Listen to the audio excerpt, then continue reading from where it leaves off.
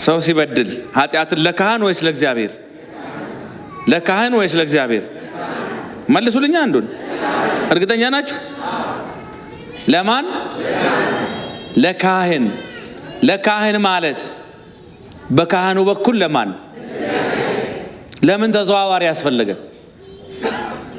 ቀጥታ ለኢየሱስ ክርስቶስ ቀጥታ ለሱ የተቻለ ቀላል መንገድ እያለ የምን ዙሪያ ጥምጥም ነው?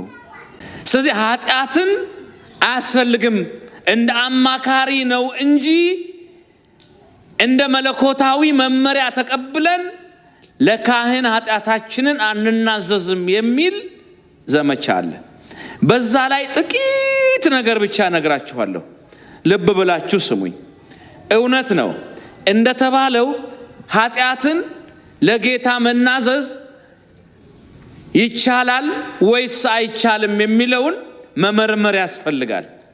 የሰው ልጅ በዚህ ዓለም ላይ ሲኖር ይበድላል፣ እንበድላለን። ሰማያት እንኳን በእግዚአብሔር ፊት ንጹህ አይደሉም። ማንም ሰው ንጹህ የለም። የእግዚአብሔር ቸርነት ነው እንጂ የሚያኖረን፣ ሁላችንንም ስራችን አይደለም የሚያኖረን።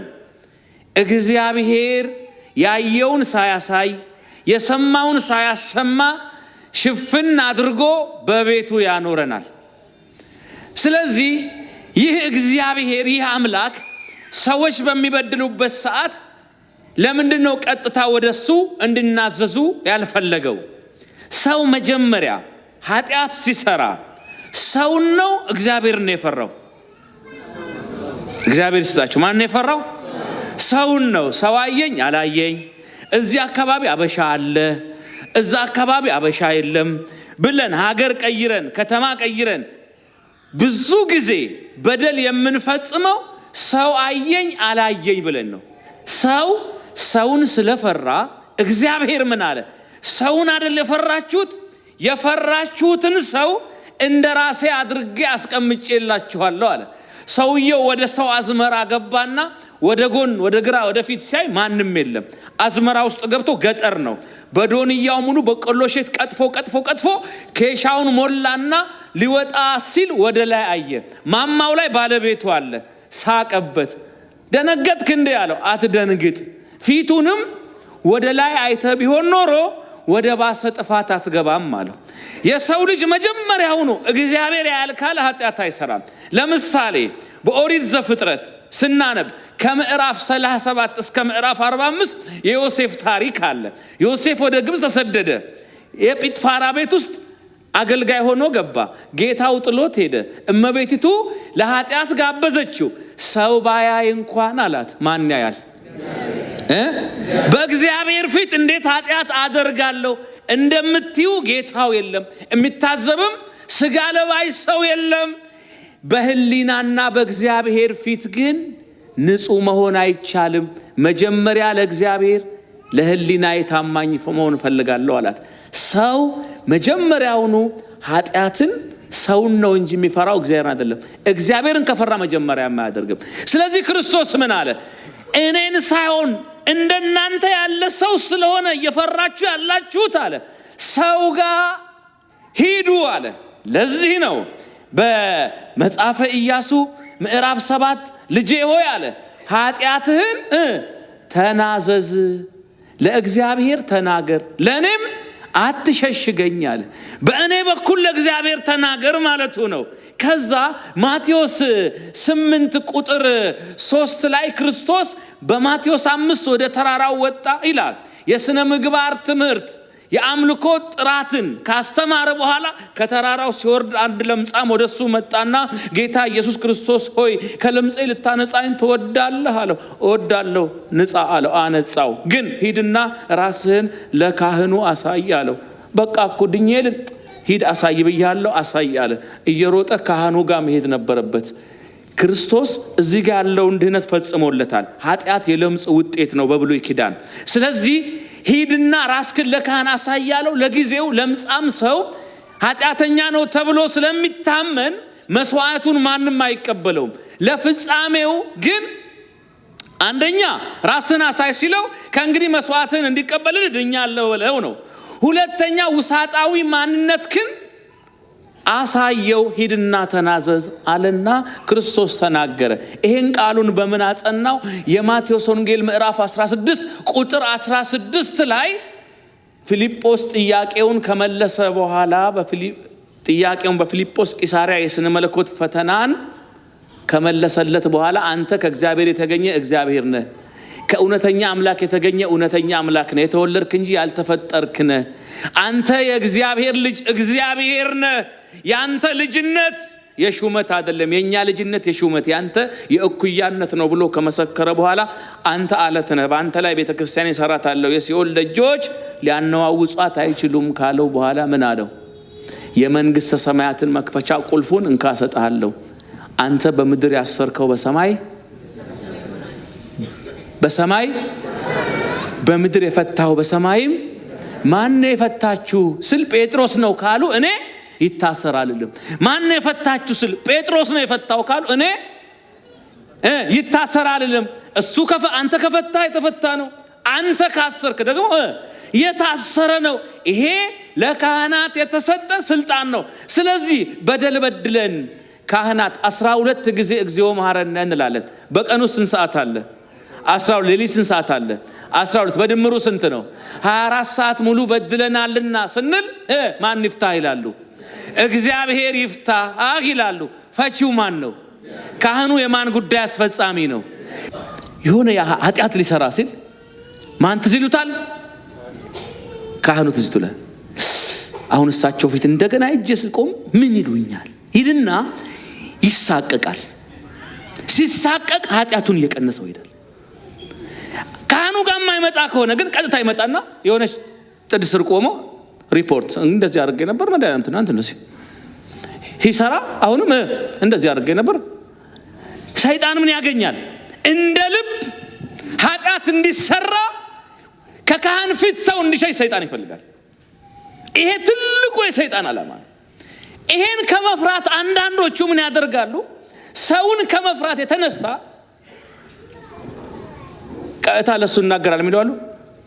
ወደ ካቶሊኩ ደግሞ ስትሄዱ መጋረጃ አለ። መጋረጃ ውስጥ ቄሱ ይቀመጣል። ከዛ በኋላ እንዲያርጋለው ቋንጃ ቆርጫ ነፍስ ገድያለሁ፣ ሰው አምቻለሁ፣ ሰርቄያለሁ፣ እኛል ጾም እኛል ጸልይ ውስጥ ነው አይተያዩ ሰው። ስለዚህ ሁሉ ጊዜ በየቀኑ እንደ ልቡ ይሄዳል። ማን አይተያይማ? ሰው አይታዘበኝም ብሎ ስለፈራ ነው። ሰው ነው የፈራው ሰው። አሁን እንዲያውም እሱን ትተው ጭነውታል ሶፍትዌሩን እንትኑን ኮምፒውተር ላይ። ከዛ ኃጢአቶ ሌብነት ከሆነ አንድ ንጫኑ፣ ሰው ማማት ከሆነ 2 ንጫኑ፣ 35 እስገዱ። መጨረሻ ላይ ኃጢአቶ ባላንሱ 0 ሆኗል የሚል አይነት አድርገው ጭነውት የእግዚአብሔርን መለኮታዊ አሰራር በዚህ ቀይረውታል።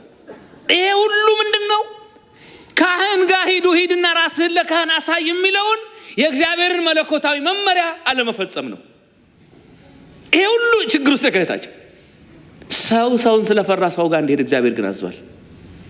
ወደርንም ጠላንም ካህኑን የመረጠው የሾመው እግዚአብሔር ስለሆነ አንድ ሰው ካህኑ ጋር የመሄድ ኃጢአቱን ለካህን የመናዘዝ ግዴታ አለበት። ይሄን በሌላ ወደ ምህረት ተናግሬያለሁ። ቴፒ የሚባል ሀገር ከጅማ አልፋችሁ ስትሄዱ መናፍቃን ምን ያደርጋሉ? ህዝቡ ካህናትን እንዲጠላ ቅዳሜ ፓስተሮቹ አውቀው እየጠመጠሙ አንዱ ከመሃላቸው የሰከረ መስሎ ይወርቅና ከዛ አያችሁ ቄሶቻችሁ እነዚህ ናቸው ወንጌል የሚሰብኩት እያሉ ካህናቱን እንዳለ እያለ ሰው ፕሮቴስታንት አዳራሽ እንዲገባ ይሄን ያጠኑ ዲያቆናት ምን ያደርጋሉ? የኛ ቄስ ናቸው እንደ መምሬ ገሌ የሚባሉ እየሰከሩ የሚባል ብለው አጠኑ። ሲያጠኑ የነሱ ቄስ አይደለም። ከዛ ቅዳሜ ቀን እንደለመደው ገበያ ታውቃላችሁ፣ ሀገር ቤት ህዝብ ሲሰበሰብ አውቆ ጠምጥሞ ሲንገዳገድ ማን አሉት? መምሬ ታዬ ነኝ። እስቲ መታወቂያ ሲያወጣ የለም ቄስ አይደለም።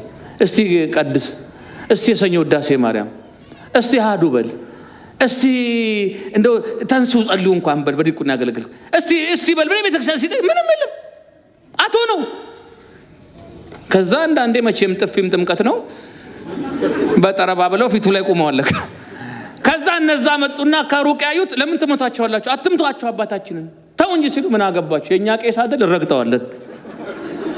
እንዲህ ያደረጉ እውነት ያደረገው ነገር እንዲህ ያደረጉ ካህኑን ሰው እንዲጠላ ቄሶችን ሰው እንዲጠላ የሚያደርጉ እንደው አውቀው ማለት ነው። አሁን አዲስ አበባ መነኩሴ መስለው መነኩሴ ሳይሆኑ ቄስ መስለው በአብይ ጾም 4 ሰዓት ላይ ሬስቶራንቱን ተሰልፈው ይበላሉ። ሰውያ እነዚህ ናቸው እኛ ነሳባት የሚሆኑት እንዲል ይሄንን ይጠቀማሉ።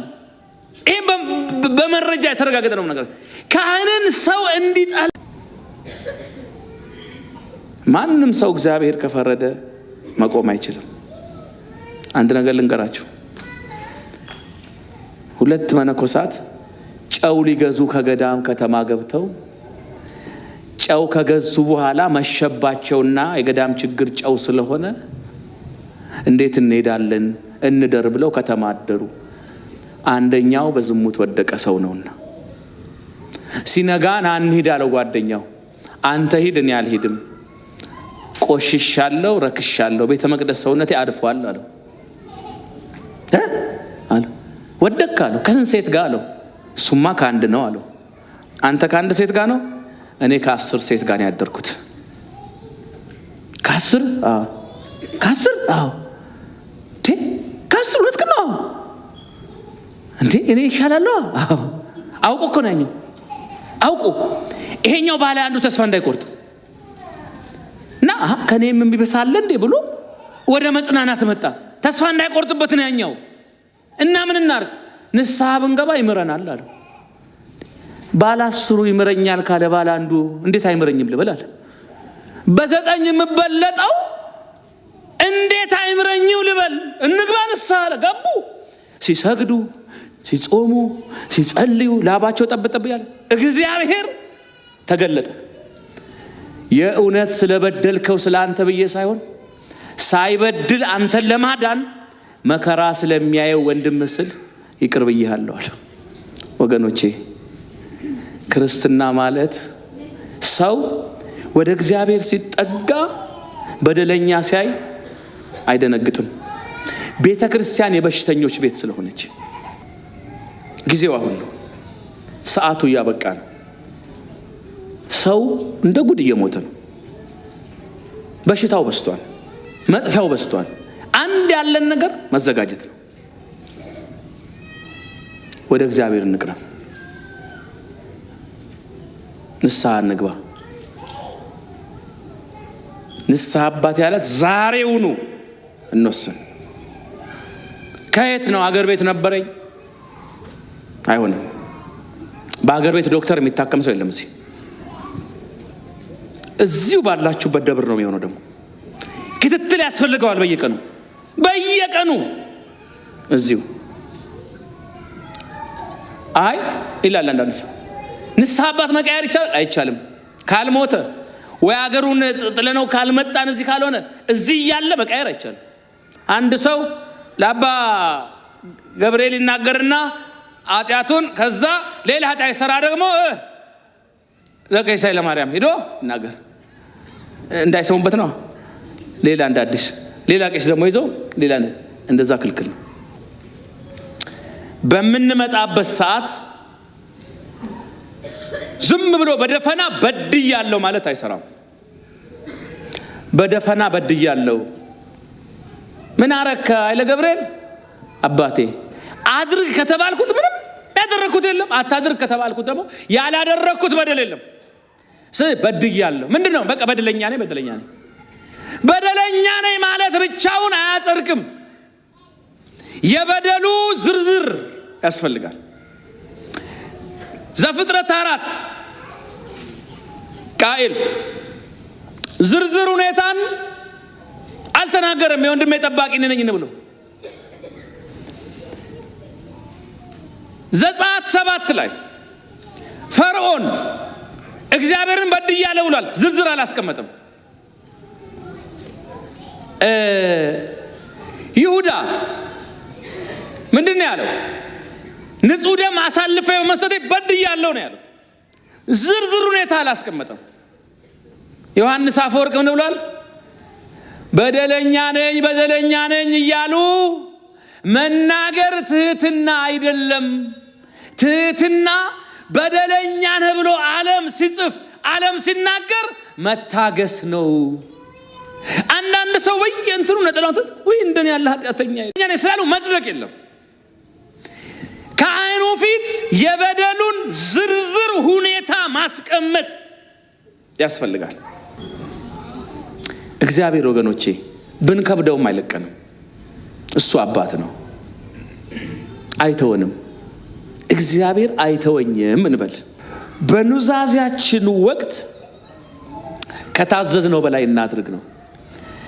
50 ስገድ ካሉ አንተ 100 አድርገው። ምሳህን ተው ካሉ አንተ ግን እስከ እራትም ቆይ። ለኔ ቢጤ ቁርስህን ስጥ ካሉ አንተ የምሳህንም ስጥ። ከታዘዝከው አብልጠህ አድርግ። ከታዘዝነው በላይ ቀኖናችንን እንፈጽም።